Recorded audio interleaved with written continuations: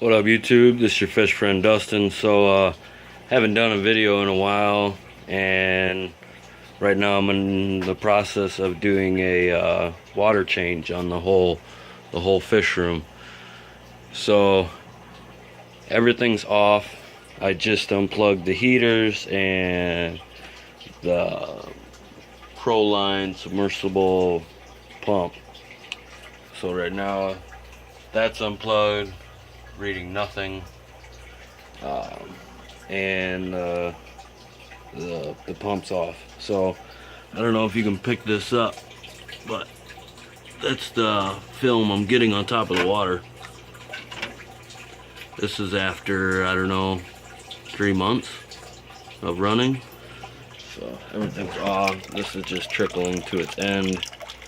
I did a little mod to the drainage system right there. It's just a whole bunch of holes in that 1/2-inch PVC, or 1.5 inches. Sorry, my fault. So what I'm gonna try to do, instead of wasting all this water and sending it straight out to the pump to pump it out to the sewers, right here is my fill line for the mixing barrel.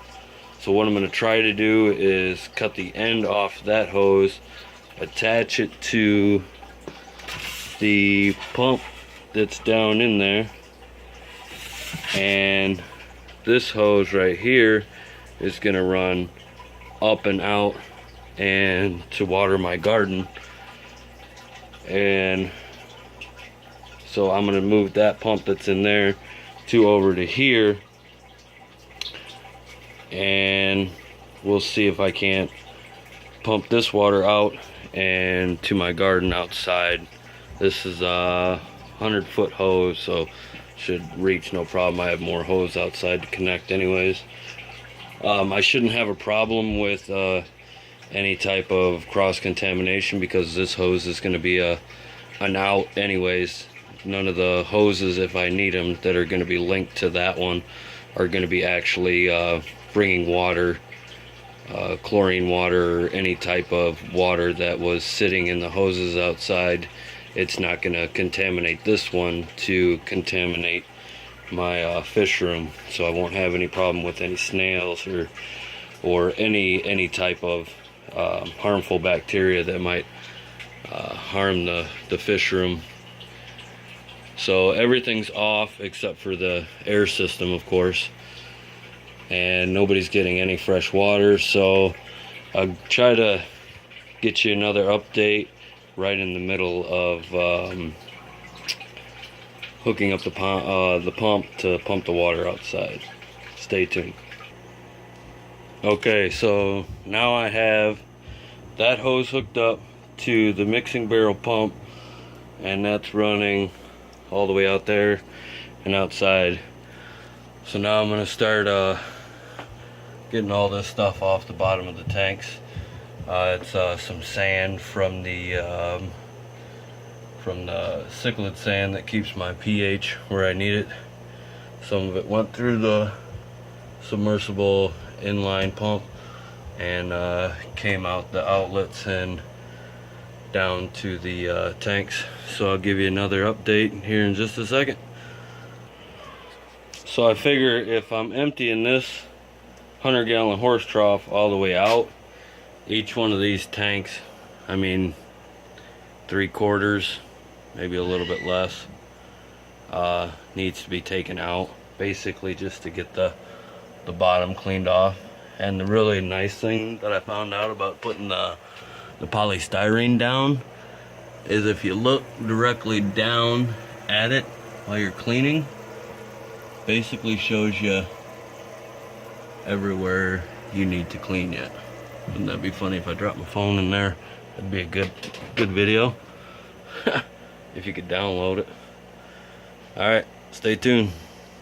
So first time doing a water change on it, you find some things that you've done wrong, some things that you've done right. I've got 1 tank down and 4 more to go, and this one has taken me 10 minutes. So maybe next time I'll run a hose that's long enough to reach from that side right to the horse trough, so I don't have to constantly do it in a bucket. Okay, so I got another tank done. This is Big Al, my Picostomus from upstairs. I've been running into a little bit of an algae problem down here, probably from the fluorescence, but I mean, it's not too bad. Some spots I have like that, you know, but I think that's just common, and then it'll start growing onto the bottom. But Big Al, my algae eater, he don't mind, because I just jump him from one tank to the next, to the next, to the next, so he gets free meal every 2 days, 3 days. So what I'm thinking about is taking Big Al back upstairs and just buy 5 plecos and go ahead and put them in here. You see a little bit of algae.